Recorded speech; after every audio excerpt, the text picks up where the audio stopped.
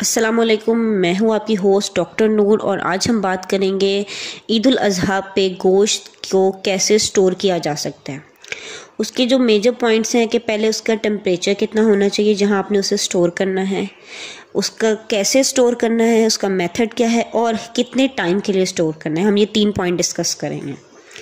सबसे पहले बात अगर हम करते हैं टेम्परेचर की, according to university of Nebraska Lincoln, अगर आप रेफ्रिजरेटर में अपने गोश्त को स्टोर करते हैं तो उसका जो टेम्परेचर है वो 34 डिग्री फ़ारेनहाइट से 40 डिग्री फ़ारेनहाइट तक होना चाहिए। आपके रेफ्रिजरेटर्स में जो है वो थर्मोमीटर्स अवेलेबल होते हैं जिससे आप उसके टेम्परेचर को मॉनिटर कर सकते हैं। इससे आपका गोश्त जो है वो स्टोर अच्छी तरह होगा। फिर अगर हम बात करते हैं फ्रिज की, तो उसका जो टेम्परेचर है वो आपको 0 डिग्री फ़ारेनहाइट पे रखना है या फिर इससे कम, ठीक है।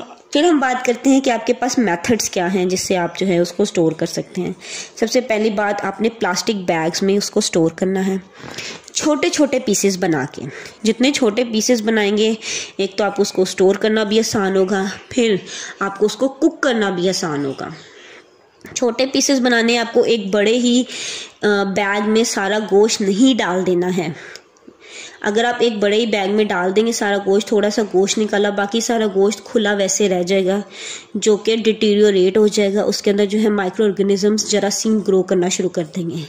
इसलिए छोटे छोटे पैकेट और छोटे छोटे पीस करके गोश्त को आपने स्टोर करना है। फिर आ जाता है जी, और दूसरा उसे एयर टाइट रखना है। उसके लिए फर्दर आप शॉपर को एल्युमिनियम फॉइल में कर सकते हैं या जिप लॉकर बैग में कर सकते हैं, वो भी जो है ज़्यादा टाइम के लिए आपके लिए प्रिजर्व रह सकता है। फिर आपकी बात आ जाती है कि आपने कितने टाइम के लिए प्रिजर्व करना है। आप गोश्त को 3 से 6 माह तक के लिए प्रिजर्व कर सकते हैं, स्टोर कर सकते हैं।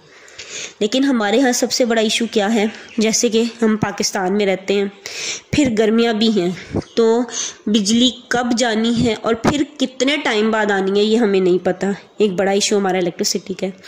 दूसरा इशू ये है कि बार बार जो है वो फ्रिज खुलता है हमारे घरों में, तो जो बार बार फ्रिज खुलता है और जो बिजली का जाना है, ये माइक्रो ऑर्गेनिजम्स जरासीम को ग्रो करने में मदद देता है, जिससे कंटामिनेशन हो जाती है। जैसे ही आपके फ्रिज का टेम्परेचर 0 डिग्री फ़ारेनहाइट से कम होगा, बढ़ेगा, तो उसमें माइक्रो ऑर्गेनिज्म जो हैं वो ग्रो करना शुरू कर देंगे, गोश्त गर्म होगा जब, ठीक है।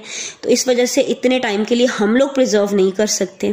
दूसरा कि ज़्यादा जो फ्रोज़न फूड है आप जितनी मर्जी देर प्रिजर्व नहीं कर सकते। वो फ्रोज़न फूड अपना कलर, अपना टेक्सचर, अपना फ्लेवर, अपना न्यूट्रिएंट ख़त्म कर सकता है। जब उसके अंदर वो न्यूट्रिएंट्स ही नहीं बाकी रहे तो फिर हमें खाने का क्या फ़ायदा। इसीलिए उसे जितनी जल्दी हो सके खाएं।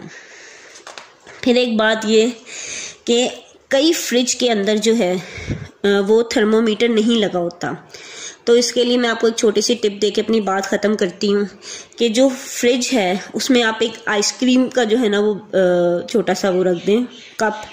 अगर वो वैसे ही रहता है तो वो आपका जो फ्रिज का टेम्परेचर है वो बिल्कुल ठीक है। लेकिन अगर आपकी आइसक्रीम पिघलना शुरू हो जाती है तो फिर आपके जो है टेम्परेचर आपके फ्रिज का बढ़ रहा है, तो वो आपके गोश्त में कंटामिनेशन कर देगा। Thank you.